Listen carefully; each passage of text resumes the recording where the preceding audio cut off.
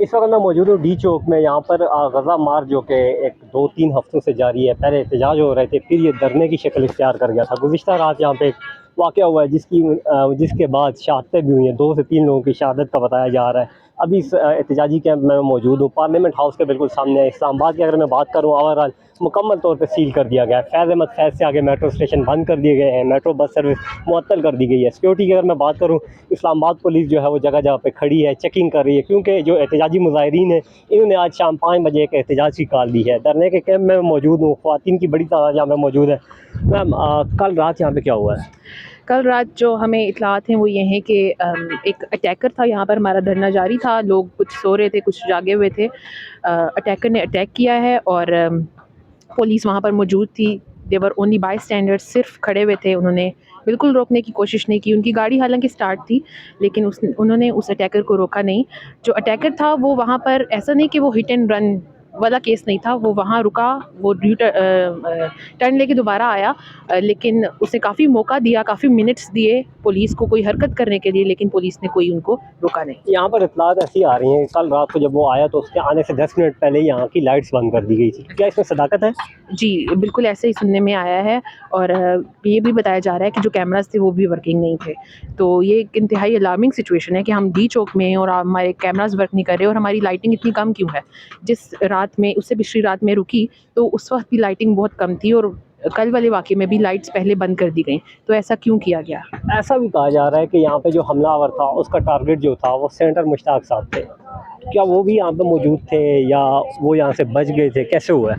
वो बिल्कुल वहाँ मौजूद थे, वहीं पे बैठे हुए थे। लेकिन हम कुछ कह नहीं सकते, हमें पता नहीं है, लेकिन हो सकता है कि बिल्कुल उनका जो हदफ हो वो सेंटर मुश्ताक हो। लोगों की शहादतें यहाँ पे हो गई हैं। गवर्नमेंट ऑफिशियल की अगर मैं बात करूँ, खामोश है। इस्लामाबाद को सील कर दिया गया है, एहतजाज की इजाज़त नहीं है, 144 लगा हुआ है। तो क्या होगा लायामल आपका अगला? इस धरने को तो गवर्नमेंट को सपोर्ट करना चाहिए। चाहे हम ये, हमारे ये धरना गवर्नमेंट से ही मुतालबात कर रहा है, लेकिन उनका काम है कि इस धरने को सिक्योर करें, क्योंकि हम पाकिस्तानी शहरी हैं और हम जायज़ मुतालबात लेके यहाँ पर बैठे हुए हैं।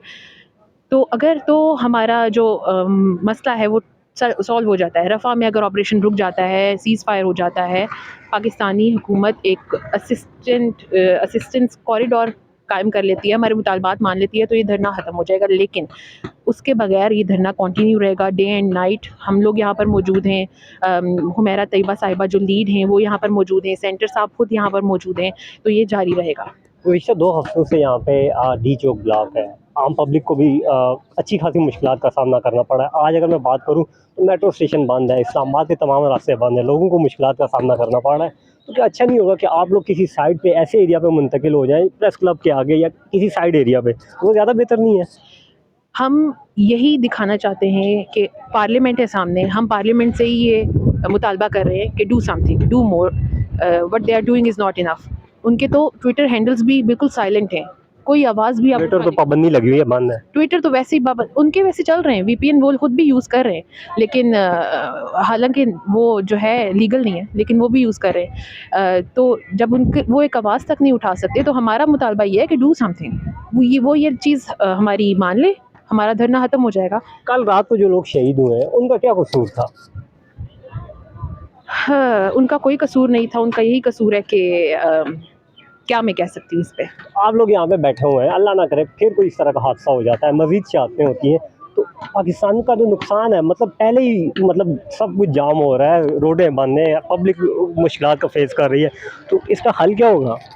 देखिए, हम इस वक्त में अगर अपना सोचें सिर्फ, और हम अपने फ़लस्तीनी बहन भाइयों को छोड़ दें, तो ये इंतहाई छोटी सोच होगी। हमें उम्मत का कॉन्सेप्ट लेके चलना है, और जब हम ये सोचेंगे ना कि वहाँ पे जो कट रहे हैं वो भी हमारे बहन भाई हैं और उनके लिए भी आवाज़ हमने ही उठानी है, तो हमारे दिल में ये ख्याल नहीं आएगा। और जहाँ इतनी मुश्किलातें हैं वहाँ थोड़ी सी ये वाली सही, और 10 तरह के लोग यहाँ पे आके बैठते हैं, तो ये वाला जो मुतालबात हैं हमारे, ये तो एक बहुत ही अच्छे कॉज के लिए हैं, एक जंग बंदी के हैं, जहाँ वो लोग कट रहे हैं, उन लोगों के पास कोई ऑप्शन नहीं है, हम ही हैं जो उनके लिए आवाज़ उठाएंगे। और हम भी ये काम छोड़ दें तो उनका कोई भी कौन रहेगा। हमारी जो इंटेलिजेंस एजेंसीज़ हैं, जो सिक्योरिटी इदारे हैं, वो यहाँ पे सियासी टारगेट किलिंग करते हैं, सियासी लोगों के घरों में छापे मारते हैं, रेड करते हैं, गिरफ्तारियाँ करते हैं। फ़लस्तीन के मामले पे खामोश क्यों हैं? ये बस शर्मनाक है। बिल्कुल ये शर्मनाक है, उनको ज़रूर करना चाहिए कुछ। इस पे मैं क्या कह सकती हूँ। हम रे- यही तो धरना, इसलिए तो हम धरना कर रहे हैं कि वो बोलें और वो कुछ कंक्रीट एक्शंस लें। आखिर में अफवाज पाकिस्तान से क्या मुतालबा करेंगे? मेरा ये मुतालबा होगा कि आप अपनी जो हमारी फ़ौजी ताकत है, आप कोई भी ये नहीं कहता कि जाके उनको एटॉमिक बम यूज़ करके उन इसराइल पे हमला कर दें और ये कर दें और वो कर दें। Use this power, use this negotiate करें। फ़ोर्स, और इस फ़ोर्स को यूज़ करते हुए आप अपनी इस फ़ोर्स को यूज़ करते हुए वहाँ पर स्ट्रैटेजी कोई बनाएँ कि जिससे उनकी जंगबंदी हो सके, वो लोग बच सकें। तो यही यहाँ पे मौजूद लोगों का और ख़वातीन का यही कहना है कि गवर्नमेंट ऑफिशियल्स को चाहिए, ये ज़रूरी नहीं है कि आप उन पे अटैक करें, बलूचिस्तान से अटैक करें या किसी दूसरे शहर से अटैक करें, बल्कि आपको वहाँ से नेगोशिएट करना चाहिए, जंग बंदी करवानी चाहिए। जी।